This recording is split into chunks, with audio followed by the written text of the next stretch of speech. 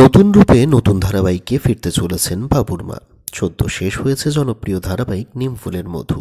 ধারাবাহিকটি শেষ হওয়ার পর পর্ণা সৃজনদের খুব মিস করছে তাদের সকল অনুরাগীরা। এই ধারাবাহিকে সৃজনের মায়ের চরিত্রে দেখা মিলেছিল অভিনেত্রী অরিজিতা মুখোপাধ্যায়ের। ধারাবাহিকে বাবুর মায়ের চরিত্রে বিশেষভাবে নজর কেড়েছিলেন অরিজিতা।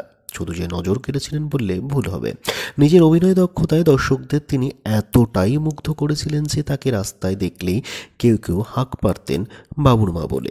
আবার কেউ তো তাকে রাস্তায় দেখা মাত্র মুখ ঘুরিয়ে চলে যেতেন। হয়তো বাস্তবেও অভিনেত্রী এরকম ভাবেন অনেকে, কেননা ধারাবাহিকে দজ্জাল শাশুড়ির ভূমিকাতে দেখা যেত তাকে।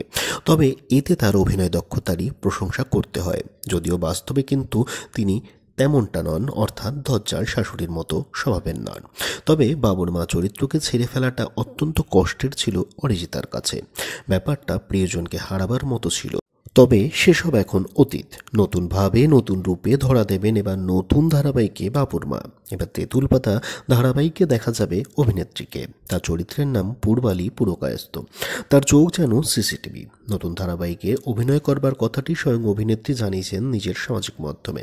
নয়া চরিত্রের ছবি পোস্টও করেছেন তার সেই সামাজিক মাধ্যমের পোস্টে, এবং সেখানে কিছু দু চার কথা লিখেওছেন। তার কথায়, অল্প গল্প নিয়ে আসছি তেঁতুল পাতাকে চোখে চোখে রাখতে। আজ থেকে শুধুমাত্র স্টার জলসায়ের পর্দায় সন্ধ্যা ঠিক 6টায়। রাখিদির ভাবনায় আর সৌম্য পাকরাশির চিত্রনাট্যে জ্যান্ত পূর্বালী পুরকায়স্থকে কেমন লাগলো জানাবেন অবশ্যই। অভিনেত্রী নিজেই জানালেন মনে রাখবেন চোখ নয় সিসিটিভি। এবার আসা যাক অভিনেত্রীর ভবিষ্যতের কিছু প্রজেক্ট সম্পর্কে। আপনারা অভিনেত্রীকে ছোট পর্দায় তেঁতুল পাতার পাশাপাশি কিন্তু ভবিষ্যতে দেখতে পারবেন বড় পর্দাতেও। অভিনেত্রীকে আপনারা বড় পর্দার কিলবিল সোসাইটিতে দেখতে পারবেন অভিনয় করতে।